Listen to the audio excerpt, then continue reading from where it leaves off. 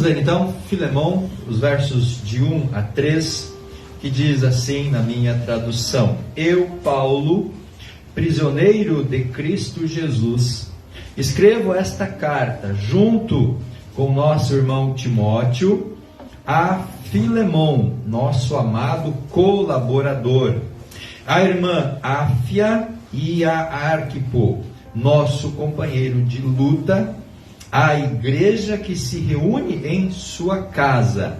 Que Deus, nosso Pai, e o Senhor Jesus Cristo lhe deem graça e paz. Graça e paz é a saudação típica do apóstolo Paulo. Graça é a base, paz é a consequência. Quando você encontra a graça de Deus na sua vida, a consequência desta graça é a paz sobre a sua vida, sobre o seu coração. A paz que Deus tem para você e para a sua casa, ela é alicerçada na graça. Então, essa expressão graça e paz não é apenas uma expressão, ela tem aqui uma grande simbologia e uma grande verdade. Graça é a base, graça é o alicerce, graça é a fonte, paz é a consequência.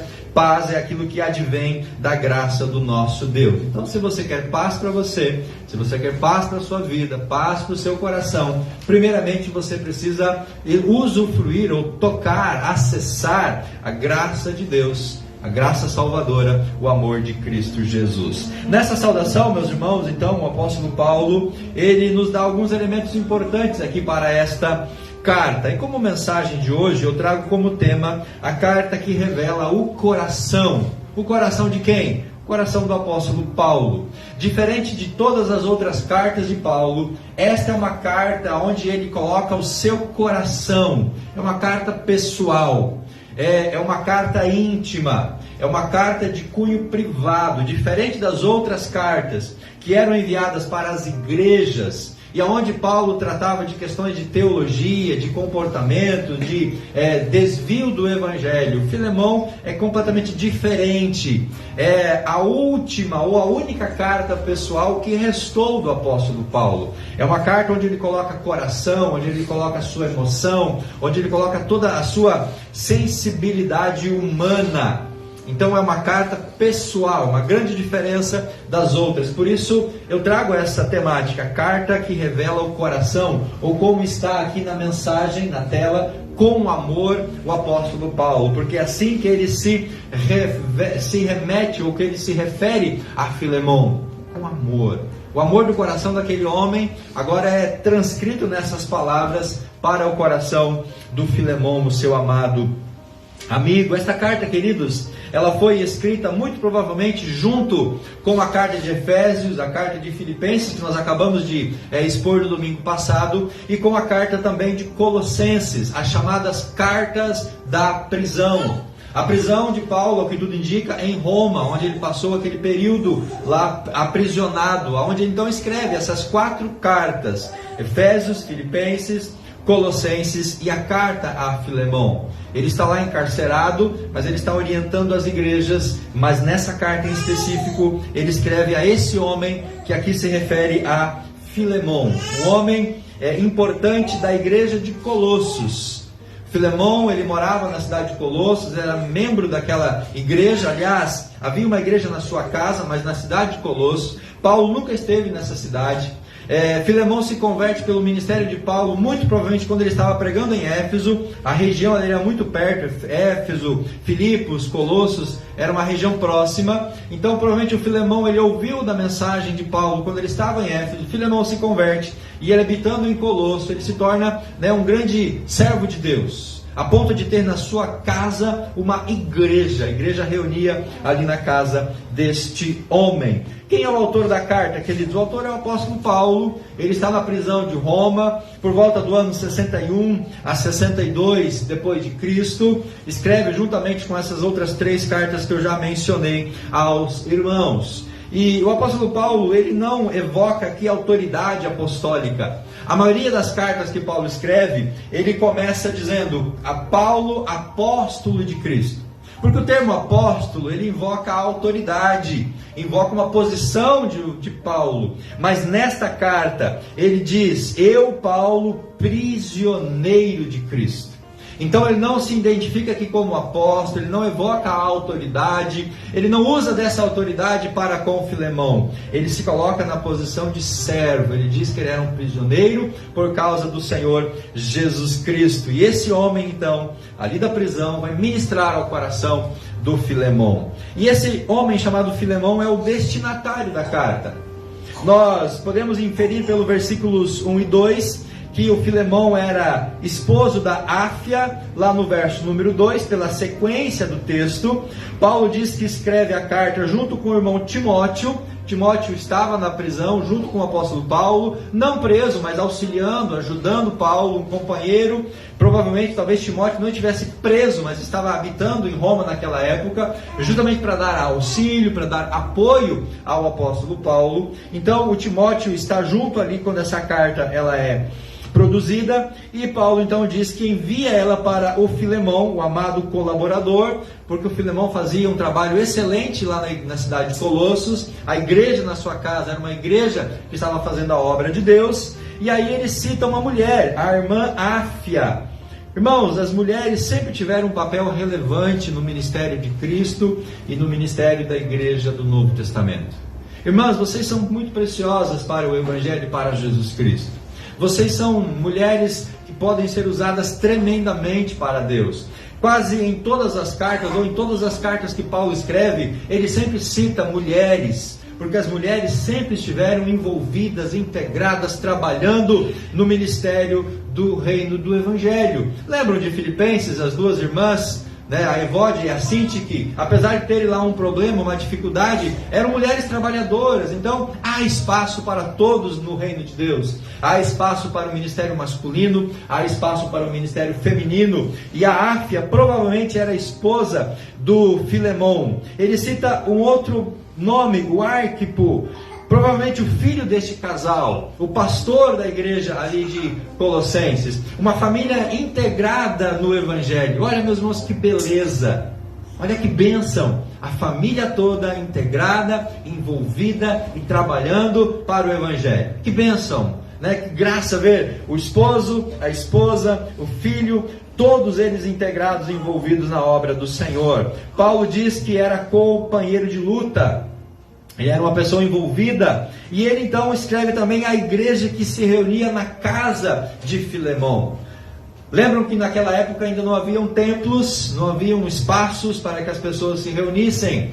Então, onde que as pessoas se reuniam? Nas casas, nos lares. Esta era a forma da igreja do Novo Testamento avançar, com casas que serviam como igrejas. E esta é uma mensagem para nós. Nossa casa não pode ser apenas nossa casa, queridos. Nossa casa precisa ser uma extensão da igreja. Amém? As portas têm que estar abertas para pregar, para falar do amor de Deus. Voltamos ao Filemão. Filemão vivia na cidade de Colossos. E Filemão era um homem rico, queridos. Filemão era um homem próspero. Filemão era um homem que tinha muitos bens. Por que nós inferimos isso? Porque o Onésimo era escravo de Filemão. Para ter escravos naquele contexto, uma pessoa deveria ter uma certa condição financeira que lhe possibilitasse adquirir esses escravos e mantê-los no seu trabalho. Então Filemão era um homem rico, um homem próspero, que vivia em Colossos, que tinha uma casa que servia como igreja, e ele também com a sua família servia ao reino de Deus. Qual que é o assunto desta carta? Qual que é o tema? Não é teológico, não é doutrinário, como nós já falamos no começo. O tema da carta, meus irmãos, é perdão. Perdão é o tema central. Paulo está escrevendo para Filemão, dizendo: Filemão, o seu escravo Onésimo, ele te causou algum prejuízo, mas ele se converteu e agora ele está voltando para você, e eu espero que você o receba de volta e você o perdoe. O tema dessa carta é justamente perdão. Paulo escreve para Filemão com essa intenção, escreve com o seu coração. Paulo coloca aqui a sua própria vida para que aquele homem, Filemão, pudesse perdoar o seu escravo, pudesse reintegrá-lo nas suas funções, porque o Onésimo não era mais um inútil, agora ele tinha se convertido e ele seria uma bênção, como ele foi, ao que nós compreendemos desta carta. O assunto é perdão ao escravo Onésimo. Perdão, meus irmãos, nunca é um assunto que sai do nosso dia a dia, da nossa rotina, ou sai das nossas vidas. Todos os dias, todos os momentos, nós somos chamados a liberar perdão, a receber perdão, a viver o perdão, em todos os relacionamentos, de todas as formas. O perdão sempre tem que estar presente no nosso coração. Quem levou essa carta para o Filemão? Essa carta provavelmente foi levada pelo Tíquico. Leia comigo o Colossenses, no capítulo 4. Volte um pouquinho aí, algumas páginas da sua Bíblia. Em Colossenses, lá no capítulo 4, e o verso 7 ao verso 9. Lembrando que essas cartas foram escritas no mesmo período, no mesmo tempo, talvez todas enviadas juntas de uma única vez.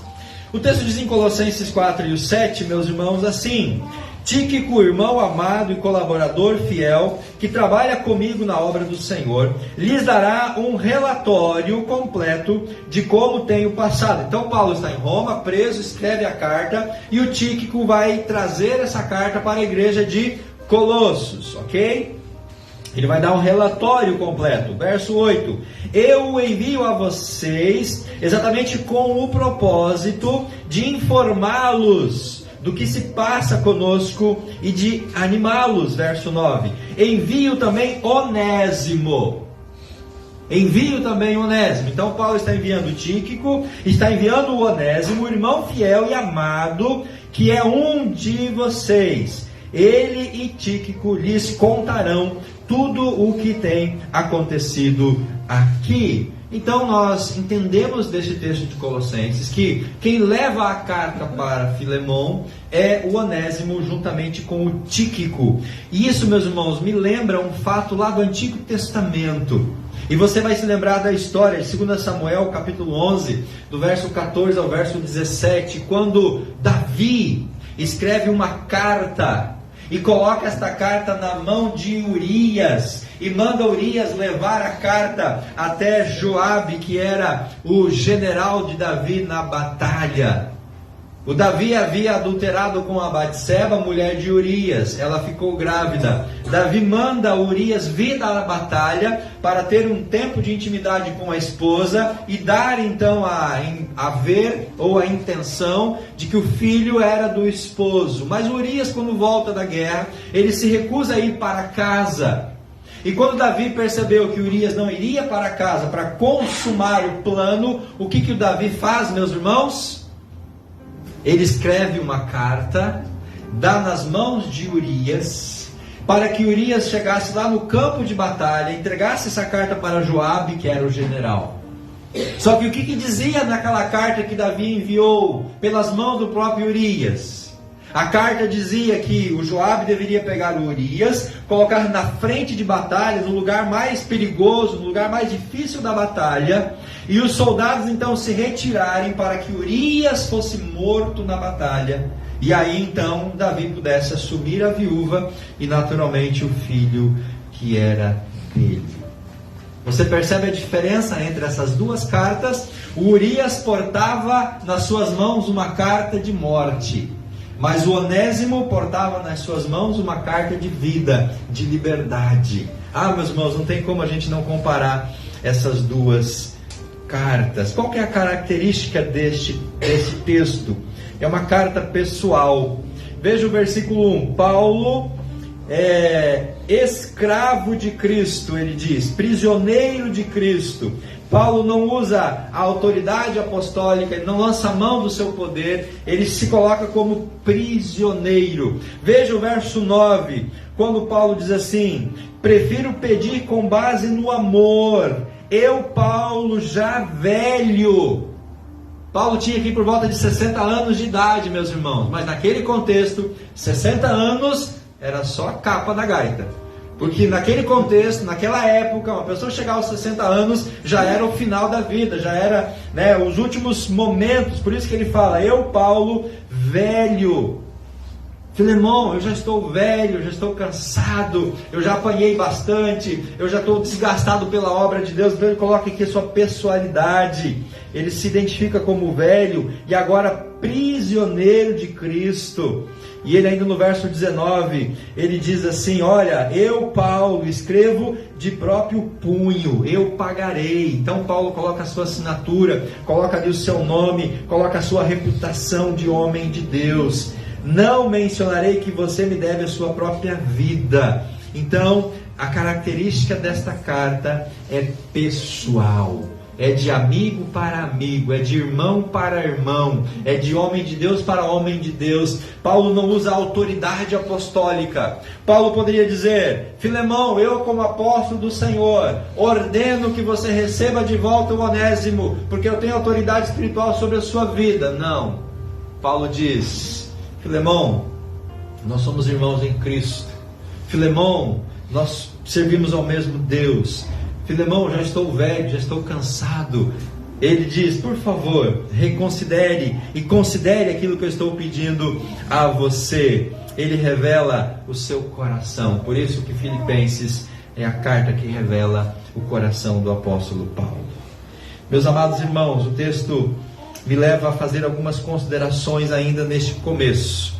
Esta carta ela é inigualável, porque ela é uma carta particular. Veja o verso número 25, que a graça do nosso Senhor Jesus Cristo esteja com o espírito de vocês. É a única carta que restou com esse cunho do apóstolo Paulo. Todas as outras se perderam, mas esta se manteve com o propósito de nós conhecermos um pouquinho mais o coração do apóstolo Paulo, não apenas a sua mente, nas outras cartas que são extremamente doutrinárias e teológicas. É uma carta única, é uma carta preciosa, tanto que está no cânon bíblico, para que a gente possa aprender com ela.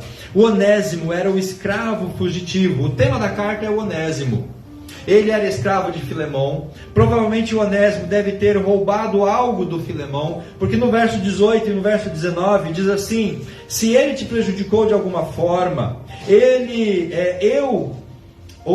ele te prejudicou de alguma forma, ou se lhe deve algo, cobre de mim. Eu, Paulo, escrevo do próprio punho, eu pagarei.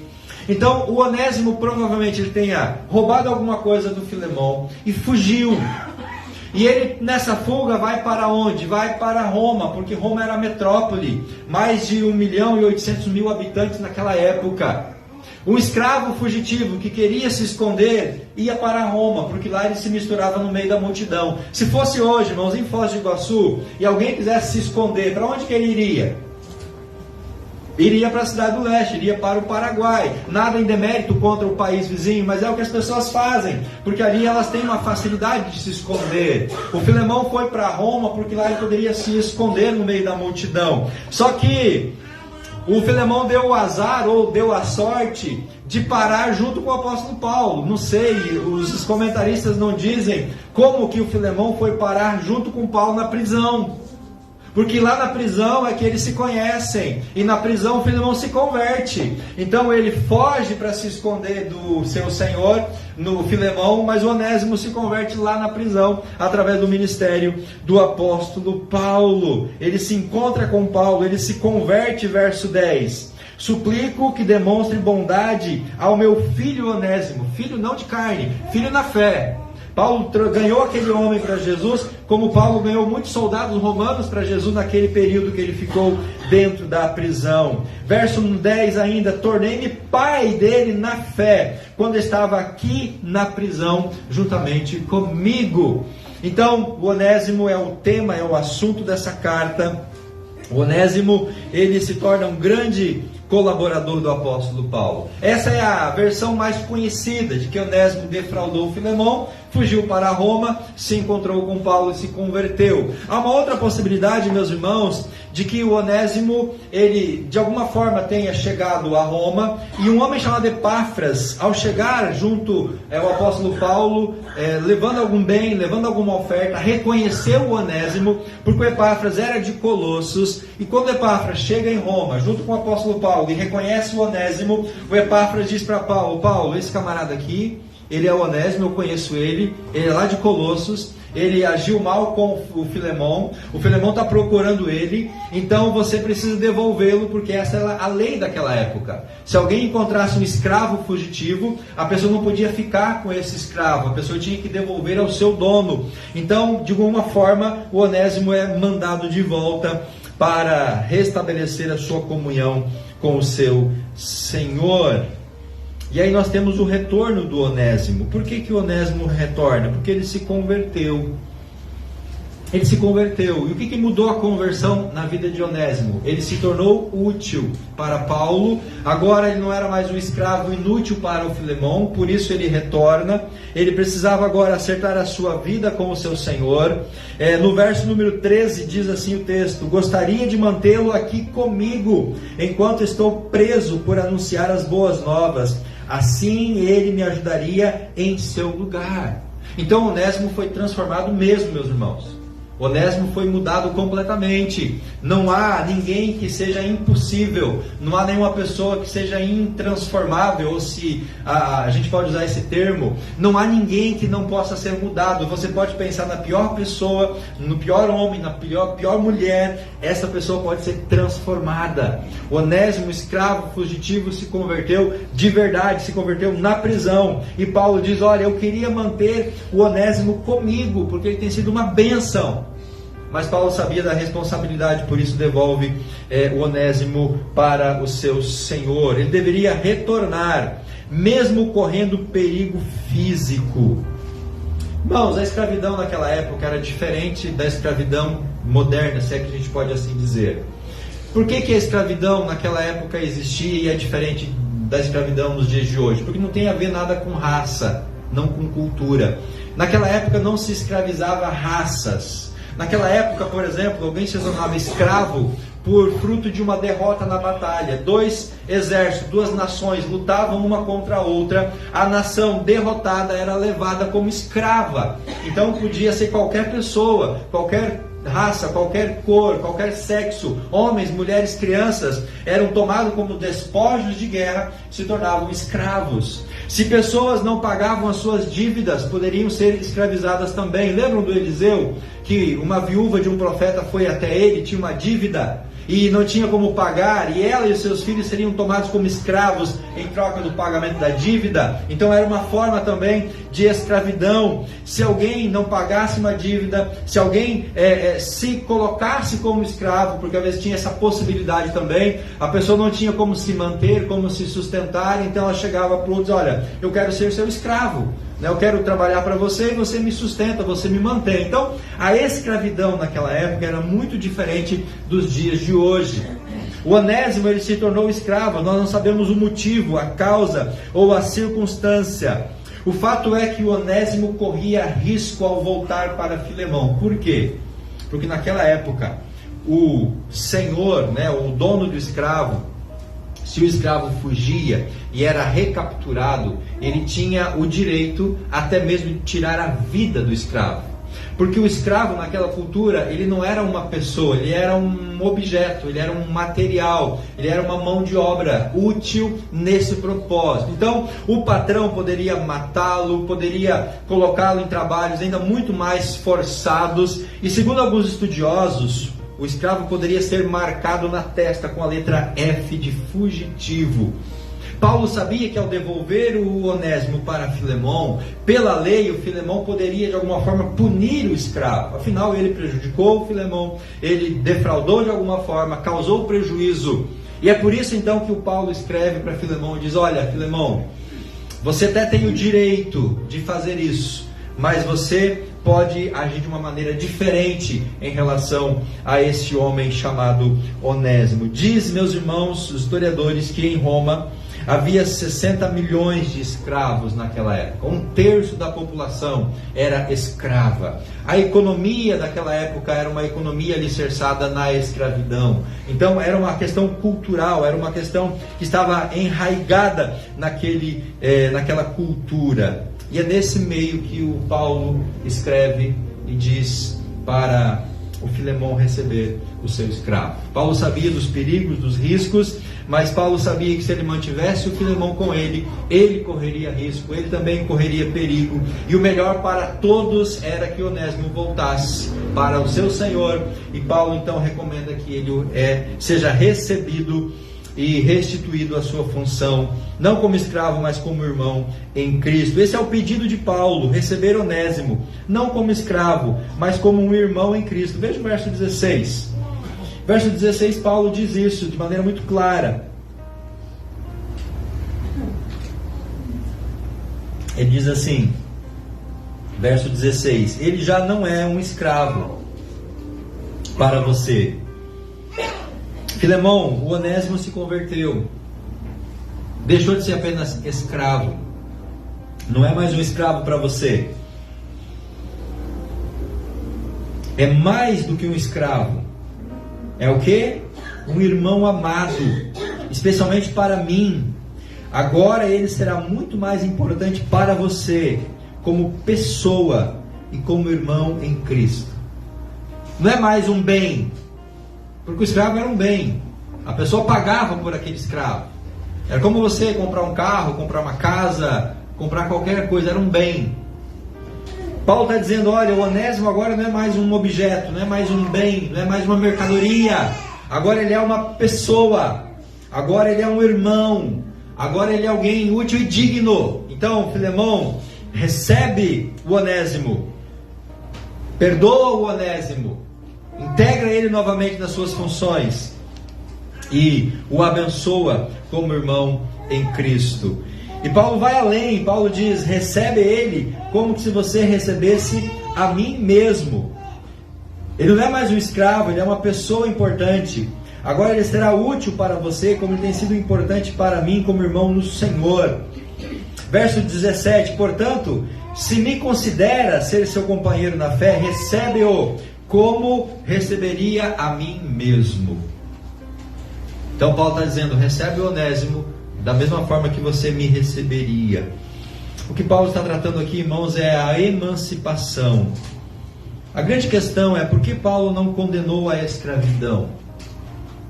Por que Paulo não escreve contra a escravidão? Por que Paulo não se posiciona contra essa cultura? Por que Paulo não faz um tratado contra a escravidão?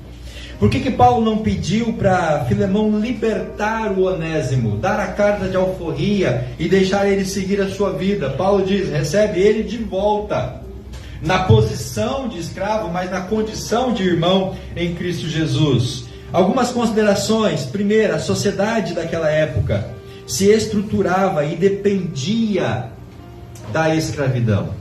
Toda a produção, toda a cultura, toda a riqueza, toda a forma daquela época estava alicerçada na presença, no trabalho dos escravos. Se Paulo rompesse com aquela questão, ele colocaria a sociedade toda em colapso. Imagina hoje, todos vocês que são patrões, liberassem os seus funcionários, que não precisassem mais trabalhar para você. O que aconteceria com o seu empreendimento? Ia falir. Imagina que o seu patrão te dá a conta, te libera, fala, não preciso mais trabalhar para mim. Do que você iria viver? Então, meus irmãos, havia esta realidade, não é algo louvável, não é algo, que era aprovado, mas Paulo não poderia romper com aquela questão, porque era uma questão social. E romper com aquilo, ou se posicionar contra aquilo, traria mais prejuízo do que lucro. Uma outra questão é que uma incitação traria reprimendas ao Evangelho e massacre aos escravos. Todos sairiam no prejuízo. Imagina que Paulo escreva então que os escravos se rebelassem contra seus senhores. Será que esses escravos se rebelariam de boa, tranquilamente? Não, haveria uma chacina, haveria um massacre, haveria muitas pessoas morrendo, além do próprio prejuízo que o Evangelho teria. O próprio Paulo poderia ser condenado à morte por conta disso. O terceiro motivo, a emancipação, viria pela fé cristã, no tempo oportuno, não podia ser algo forçado. Algumas décadas depois, algum tempo depois, a escravidão ela deixa de existir naquele contexto, na cultura do Império Romano. Então o apóstolo Paulo ele não rompe com isso. porque era uma realidade que estava presente, e ele não estava fazendo isso de uma forma contundente, porque a maneira de Paulo fazer a revolução não era através do Evangelho como um elemento de revolução, mas a revolução seria a partir do coração. Imagine, meus irmãos, o impacto na sociedade, quando as pessoas souberam que o Filemão recebeu o Onésimo de volta, mas o Filemão não castigou, não puniu o Onésimo. Você consegue imaginar o quanto isso já trouxe de um grande impacto naquela cultura, naquela sociedade? Porque se fosse qualquer outra pessoa, na condição de Filemão, teria oprimido o seu escravo, teria maltratado, teria tornado a vida dele um inferno. Só a atitude de Filemão de receber e perdoar já foi uma grande mudança naquele contexto. Paulo propõe uma nova relação. A fé cristã aboliu as diferenças externas. Quando Paulo está dizendo, Filemão, o neto se converteu, ele é um irmão em Cristo, ele está dizendo que a fé cristã, ela rompe com as diferenças externas, as diferenças sociais. 1 Coríntios 12, Gálatas 3 e Colossenses 3 vai falar que agora todos nós somos um, não há estrangeiro, não há grego, não há escravo, não há livre, não há raça, não há sexo, não há cor. Em Cristo todos nós somos um. As diferenças externas, através do Evangelho, elas desaparecem, elas somem. Quando nós conhecemos a Cristo, as nossas diferenças, elas são todas extintas em Cristo Jesus. Então Paulo propõe uma nova relação por meio da fé, não uma rebelião. O escravo Onésimo volta como um escravo irmão, não apenas como escravo. Esta nova relação muda os níveis sociais. Senhores e escravos devem agir como Cristo faria. Paulo escreve em Efésios 6 e em Colossenses 6 sobre a relação entre patrões e escravos, senhores e escravos.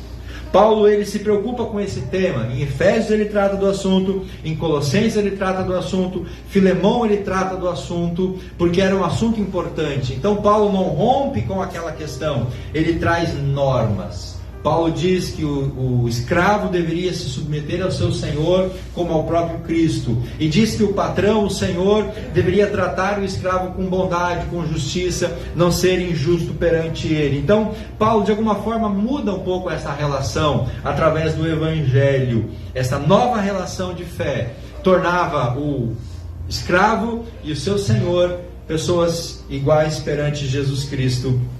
Não havia mais essas diferenças. E o que Cristo fez pelo Onésimo? Por que essa carta persiste, irmãos? Porque Onésimo queria revelar a todos que a graça de Jesus foi em seu favor. Essa carta persiste aqui porque é um testemunho do próprio Onésimo, dizendo: a graça me alcançou. A graça me alcançou, eu fui tocado pela graça. Onésimo também diz para nós que uma vez ele era um escravo fugitivo, um ladrão, mas ele deveria a sua vida a Paulo e a Cristo. Ele devia a sua vida a esses dois homens. Paulo, porque o levou até Jesus, e Jesus, porque morreu na cruz. Então esta carta é um testemunho do Onésimo. Segundo fontes históricas, o Onésimo foi perdoado pelo Filemão.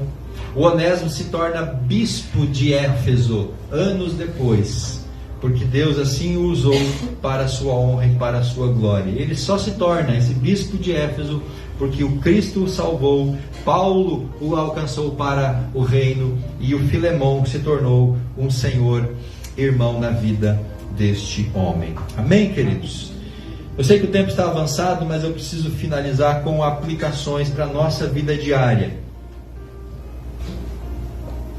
E eu quero que você dê mais alguns minutos para isso. Primeira aplicação, meus irmãos: é melhor resolver em amor, com o coração, de forma amigável, do que pela autoridade, pela imposição da força. Você está passando por algum conflito? Você tem algum conflito? Você tem alguma divergência? Você tem alguma coisa a resolver com alguém, seja dentro de casa, com o cônjuge, com os filhos, seja na sua empresa com o funcionário, ou até mesmo diante do seu senhor, do seu patrão. Existe algo que você precisa resolver, alguma demanda não resolvida, algum problema que não está sanado? Qual que é a lição que nós aprendemos aqui? Sempre é melhor resolver com amor, com coração, de forma amigável. Chama a pessoa para conversar, dialoga com ela, abre o seu coração para ela, propõe uma situação tranquila. Isso é muito melhor do que exercer a força, exercer a autoridade e a imposição. Não, você tem que me obedecer porque eu sou o seu patrão e eu mando em você e tem que fazer do meu jeito. Às vezes essa não vai ser a melhor forma, irmãos, de resolver esses problemas. Você é meu filho, você deve obediência, você tem que me respeitar, então você tem que me obedecer na marra. Não, talvez não seja a melhor forma de resolver esses conflitos. Paulo escreve para Filemão dizendo: Filemão, resolve o problema de uma maneira amorosa, amigável, amistosa. Resolver em amor, com o coração, é melhor do que impor a autoridade. Se você tem algo para resolver nessa semana, pense desta forma. Segundo, a conversão leva à reparação de danos e ofensas. Quem você ofendeu? O que você fez de mal para as pessoas antes de se converter? Lembra do Zaqueu quando ele se converte a Jesus Cristo? O que o Zaqueu disse que vai fazer quando ele se converte? Que ele vai devolver, ele vai pegar os seus bens, metade dos bens, e vai repartir para os pobres. E ele vai devolver 4 vezes mais as pessoas a quem ele cobrou imposto indevido. Então muitas vezes a gente se converte, a gente muda de vida, mas a gente esquece que precisa reparar alguns danos que a gente cometeu no passado e que são possíveis de reparação. Muitas vezes a conversão por si só ela já é uma bênção, mas a reparação dos danos e ofensas também é necessário.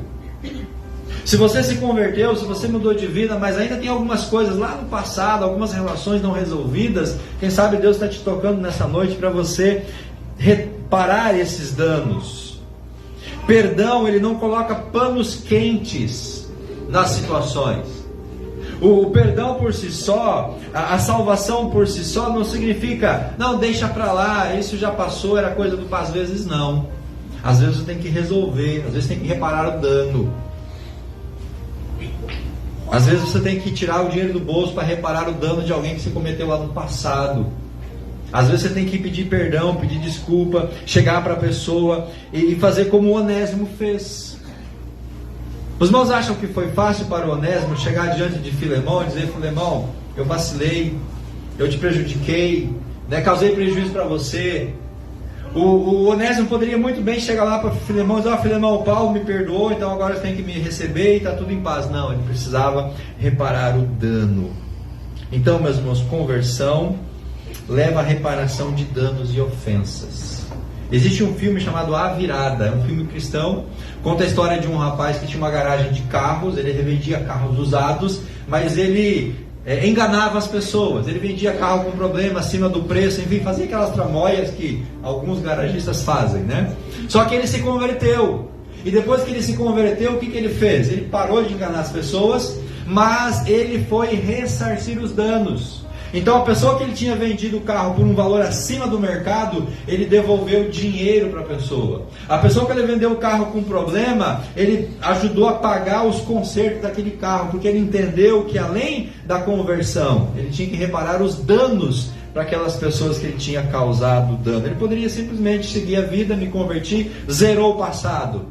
Perante Deus o passado zera, mas nas relações pessoais, muitas vezes nós temos que reparar alguns danos que nós deixamos para trás. Terceiro, o Evangelho não promove revolução social. Irmãos, o Evangelho, palavra de Deus, não é bandeira para revolução social. Nunca se deve fazer uma revolução social a partir ou usando o Evangelho como ferramenta. O Evangelho ele não muda estruturas. O Evangelho é uma ferramenta institucional para mudar estruturas. O Evangelho muda pessoas, e pessoas vão mudar estruturas. Então, se eu quero me levantar contra algo que eu acho que é injusto hoje na nossa nação, no nosso país, eu não vou pegar o Evangelho e evocar o Evangelho para mudar essa estrutura. Eu preciso pegar o Evangelho, mudar o coração das pessoas, para que as pessoas possam mudar essas estruturas. Foi o que Paulo fez. Paulo não usou esse momento, o Evangelho, para mudar a questão da escravidão naquela época. Pelo contrário, o Evangelho mudou o coração de Filemão, mudou o coração do Onésimo, e esta mudança de coração causou uma mudança social naquelas estruturas que eram contrárias à palavra de Deus. Então nunca devemos usar o Evangelho para promover revolução social. O Evangelho muda corações, não é para mudar as estruturas. Quarto e penúltimo, o cristianismo introduz novas relações, onde as diferenças somem. Não há diferenças, irmãos, entre nós no Evangelho. Nós somos todos iguais perante Deus. Podemos ter cargos diferentes, funções diferentes, posições diferentes, mas perante Deus nós somos um em Cristo Jesus. Todos nós pertencemos ao mesmo corpo, nós pertencemos à mesma família, nós somos uma única sociedade, um corpo, uma igreja, um povo junto, um povo unido. Então o cristianismo, ele muda relações, e mudando relações, as diferenças somem. No nosso meio não tem patrão, não tem empregado, não tem senhor, não tem escravo. No nosso meio todos nós somos iguais, porque o cristianismo, ele dilui essas diferenças. Em Cristo todos somos um, estamos juntos e vivemos em amor. E o último, para a gente encerrar, todos nós somos onésimos em conflito e fugindo do nosso Senhor. Você é um onésimo, eu sou um onésimo, porque todos nós estamos em conflito com Deus por causa do pecado que habita no nosso coração. Todos nós somos onésimos porque nós fugimos do Senhor. Todos nós somos onésimos porque nós temos algo que nos envergonha diante do Senhor. Mas assim como todos nós somos onésimos, e antes de termos Jesus éramos inúteis, se agora nós temos Jesus na nossa vida, nós somos úteis, porque os pecados foram perdoados, nós somos salvos, somos uma nova criatura, e agora nós não temos mais aquele peso que antes estava sobre as nossas vidas. Agora salvos, nós podemos servir ao Senhor. Todos nós somos onésimos, porque agora nós somos úteis para o reino de Deus. Amém? Amém. Você e eu somos onésimos, e nós temos que entender essa condição perante o Senhor. A mudança que Ele fez na sua vida foi para tornar você alguém útil para o reino de Deus. Se você puder ficar de pé, nós vamos orar neste momento.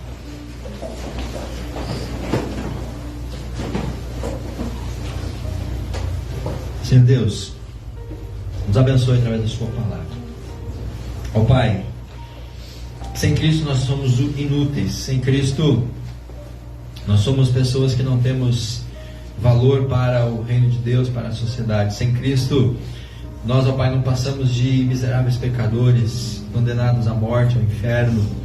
Mas com Cristo Jesus em nós, nos tornamos úteis para o Teu reino. Em Cristo Jesus, o Senhor muda a nossa história, muda o nosso presente, muda o nosso passado, muda o nosso futuro. Com Cristo, ó Pai, nós somos úteis para o Teu reino.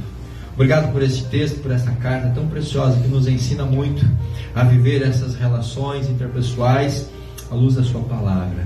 Deus, nos abençoe como igreja, que nós possamos aplicar esses princípios na nossa vida, vivê-los e praticá-los todos os dias para a Tua honra e para a Tua glória, hoje e sempre. Amém.